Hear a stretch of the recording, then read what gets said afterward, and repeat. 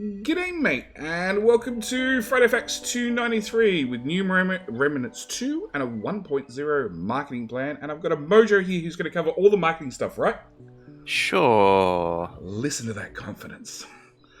So, we're going to start off the Friday Facts with the Remnants, and basically they've just said after going through the last Friday Facts, they decided to go for a balanced solution, which means a player can recognize what the entity was and destroy it, and also walk through them, which means things stay within their general boundary box, which should work. They're not bothering with the Z-axis, which we all thought looked pretty, but It looked cute, but as far as implementation goes, it's a bit problematic. yeah, To put it mildly. left lots of problems.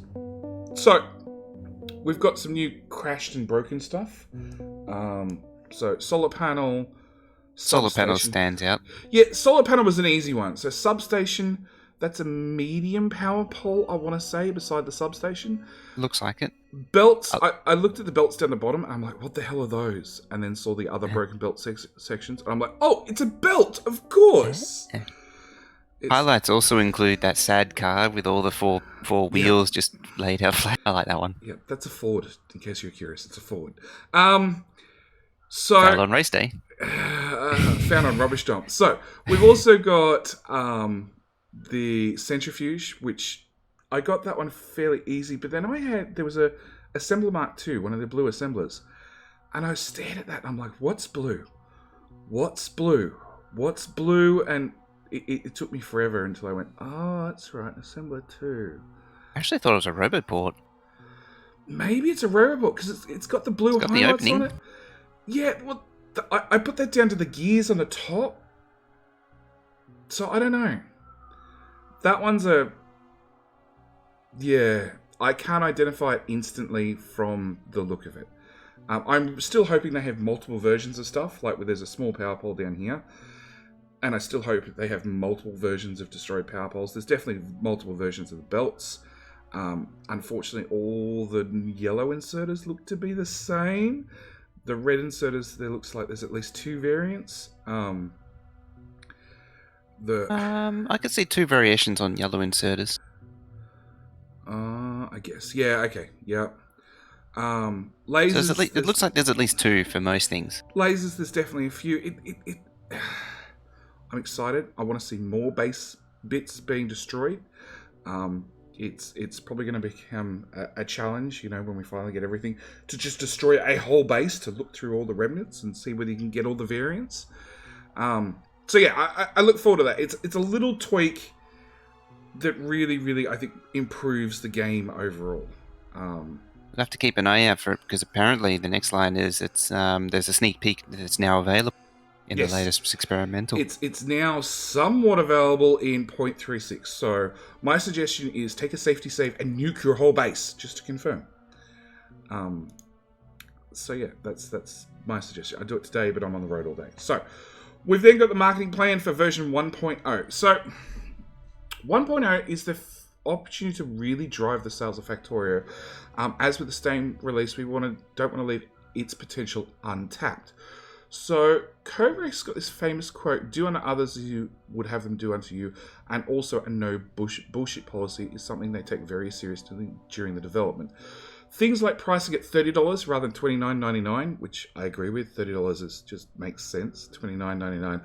I know it's a psychological thing, but for me it works the opposite. I see a longer number, so I think it's more expensive than just $30. Does that work on anything other than like British people and Americans? Well, so we don't have a 1 cent coin at all and haven't had for a number of years. So no, I don't think it works on Australians anymore. But then again, I see lots of things go up for, like, rather than $700 for a washing machine, it'll be $699. And Admittedly, it's usually like $6.97 or something like that. They'll drop it by $3 instead. And I've had the missus tell me it's only $600, and I'm like, no, it's $697 or $695. I'll give you $600. You convince the guy to sell it to you for $600. We'll call it $600. Before that, it's $700. So I guess it somewhat works, but it really doesn't work when it comes to games, because I look at $29.99 US dollars converted to Australian dollars converted to whatever PayPal or somebody else is going to charge me, and it ends up being like 45, 45 and 28 cents. So yeah, it's pointless. So they've also gone for game stability over features. No selling out to big companies use the game as a cash grab whilst destroying the brand. We actually declined to negotiate investment opportunities like this several times already, no matter what the price would be. That actually surprised me. It surprised me when I read it. It didn't really surprise me now I think about it that they've had people try to invest in Woob and then get money back out, because that's what investment companies do. But it sort of surprised me that they said, no, we're fine. But Quivix is actually sitting on a huge amount of money.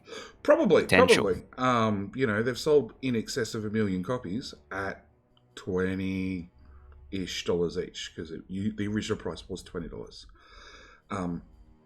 So $25 each. There's a couple years worth of development and rent and computers and hardware and everything else, but yeah, I would assume Woob's sitting pretty happy. So yeah, marketing. Going on back onto marketing. What I truly hate is banners and forced ad videos, or radio spots that are just screaming at me to try and get in my head without my consent. I think we can all agree to that. On the other hand, there's a lot of marketing strategies that I'm okay with. I'm okay with media covering a commercial product as long as I find it interesting. Again, I would agree. Yes, no, Mojo? Mojo's gone silent. Yeah, I was just looking at the next bit down. Oh, okay. So yeah, there's a lot of interesting themes that could be covered about Factorio. Its creation story, mindset of automation, conscious self-observation, which is the biggest time-stealing thing. Programming, engineering, parallels. There's lots of... It makes it very, very different from the most common genre out there, the mindless first-person shooter where you just aim the crosshair at the thing that moves in front of you and hold the mouse button until it dies. Click the clickety-clack. Yeah, pretty much. I love my first-person shooters. At times, I've really gotten to World War Z. It's really good to shoot 300 zombies per 15 minutes. It really takes the stress levels down. But it's literally a game I can switch the brain off and I play. So basically, Woob's looking at us and they're like, what kind of media coverage would you read or already listen to, or something that Factorio might fit in well with? Because they have listed some examples from some other devs and some other, I guess, viral stories over the years. I actually read the one about Game Dev Tycoon, which has this really pretty graph, which says the day after they actually released on Steam, they had 214 people playing the genuine version and 3,100 people playing the cracked version, because they actually released the game prior as a cracked version that they'd slipped in just a small little problem that players would pirate your game as, whilst you were trying to develop a game, and therefore you'd go bankrupt. And I remember at the time hearing the amount of people that complained about going bankrupt and how hard the game was, including people I watched on YouTube who obviously pirated the game. So they're looking for some sort of viral idea, because everybody wants something that naturally just goes viral because that's what works the best, or some idea on how to market the game for version 1.0. Honestly, I drew a blank. I got no good ideas whatsoever. If I had a good idea, I'd probably run a series on it. But if you had a good idea, you'd probably be working for a marketing company. Yeah, probably. So if you're in marketing and you've got a good idea, and you should either reach out to Woob through head office or just slip them a really good idea. And then I actually think, just sort of thinking about this whole paragraph, I think Quivix is thinking too much about traditional advertising, sort of older style, pre-internet ways of doing things. It's the sledgehammer approach. Yeah, it's a catch-22. Like, marketing only works if you're actually interested in the product to start with. And the problem is, you advertise to 100 people, but if only 10% have interest in the product, then you might only sway 5 of them to actually choose to buy the product. And that's what it really comes down to. You really want to aim aiming marketing at people that are actually likely to be interesting to start with. My father-in-law's actually an engineer, and I've been meaning to just take him a copy of the demo and say, here, play this, tell me what you think, and then I'll see you in a week. And see what happens. I'm pretty sure I could get him to give up his flight sims entirely and come across to Factorio full-time. Ooh, a flight sim person. Oh, yeah. We're talking all the controls, the foot pedals, the sticks and the knobs. The sticks and the knobs. And they're a weird bunch, those. They're extreme. Yeah. I was actually leading back to what I was saying. What I was leading into was that most games now are social media and meme driven. Think about Satisfactory and how they dropped a pipe.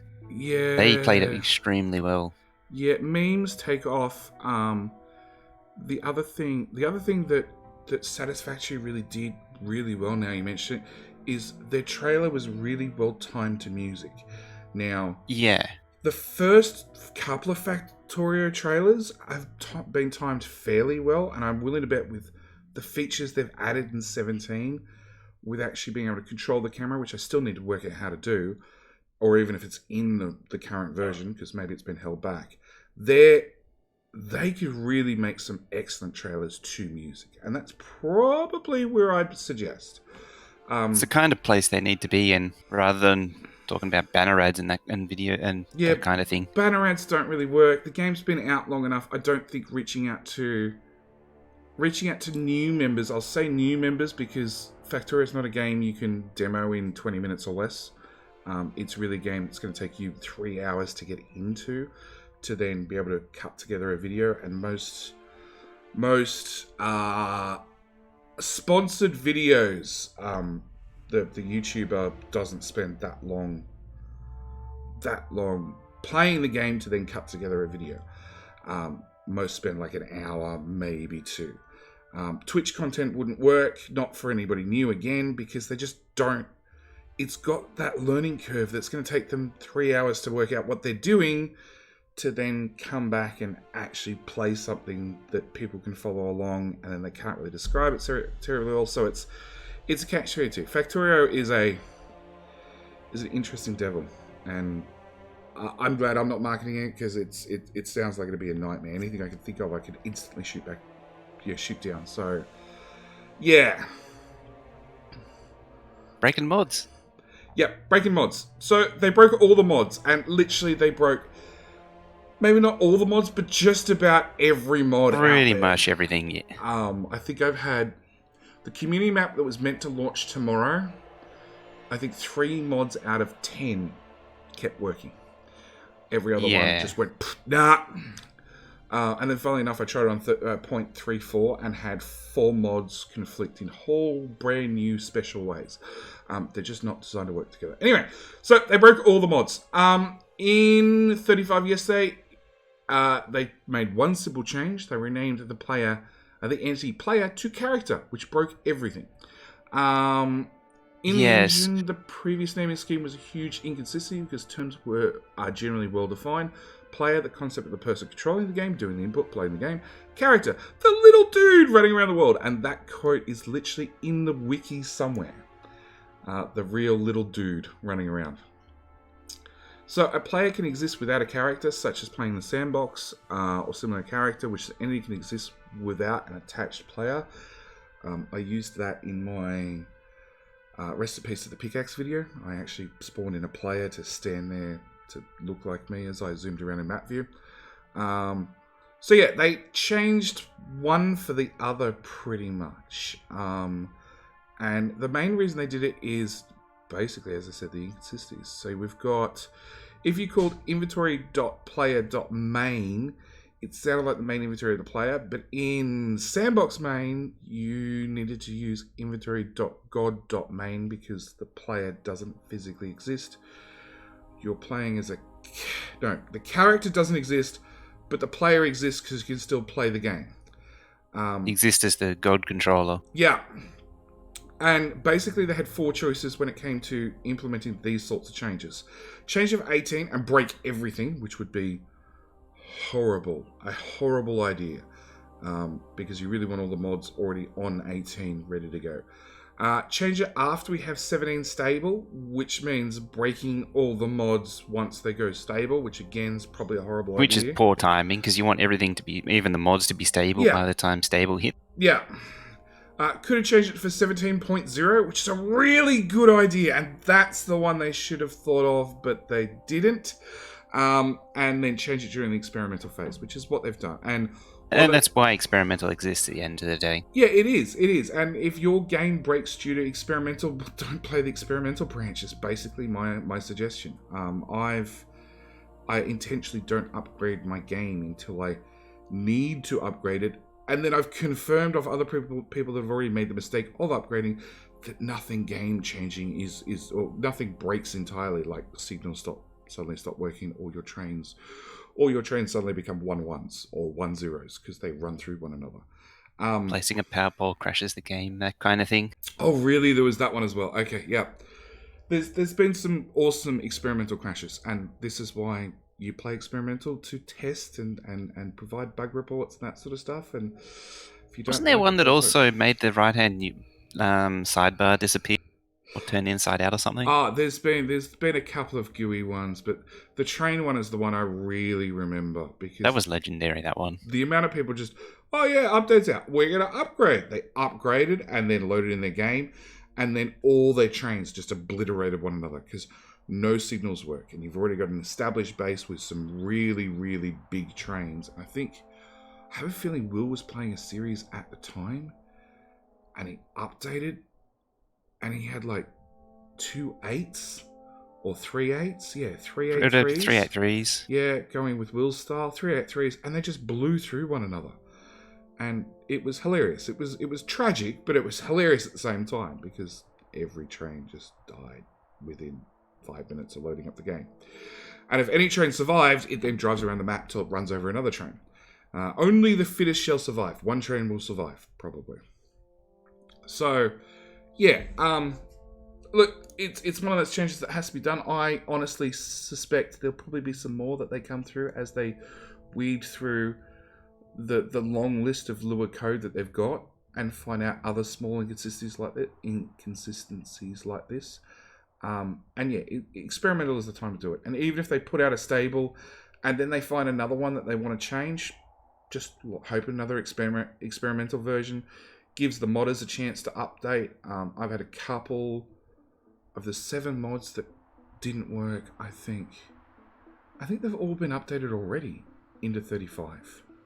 For the most part, that's just a simple find and replace, from what I understand, from what I've seen. It is. It's one change for the other. My scenario code that I use for sharing player damage also broke because it's tied to the player. Yeah, because it's no longer game.player, it's game.character. Yeah, so it was a small quick fix. It's literally changing one bit of code for another. You could probably just do a mass replace command, look for this, replace to that, done. And yeah, it's a quick fix. But that is the Friday Facts. Anything else you want to add, Mojo? It's a quick fix unless you're Bob, and then it's a huge ordeal, and how dare you do that? It's only a huge ordeal if you happen to have like 150 mods under your name. At which point you've either got too much time to make too many mods, and therefore not enough time to maintain all those mods, or you've got so many mods, you should have a modding crew who can then come through and just do small changes like this, rather than write new code. A maintenance crew. Yeah. Yeah. Look, I feel for the guy because he has so many mods out there, and it's just been, he started with a couple, and then he's added more because he's had free time, and then we've gone through all the different versions of Factorio over the years, and he's had more and more time to add more and more mods. And yeah, I have no idea how many's in Bob's at the moment, but I know when I look at any Bob's server, like the Bob's mod list doesn't even, it goes off the first page on the server browser. It's just all Bob's. And then I don't even know if you get a scroll bar when browsing servers. I don't know, but I just see lots of Bob's before you get to anything else, like any quality of life mods or anything else. The other final thing is check out those 3 links. Yes, I really recommend them.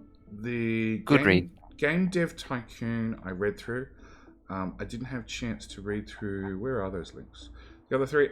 Civilization for 10 years. I read some of that.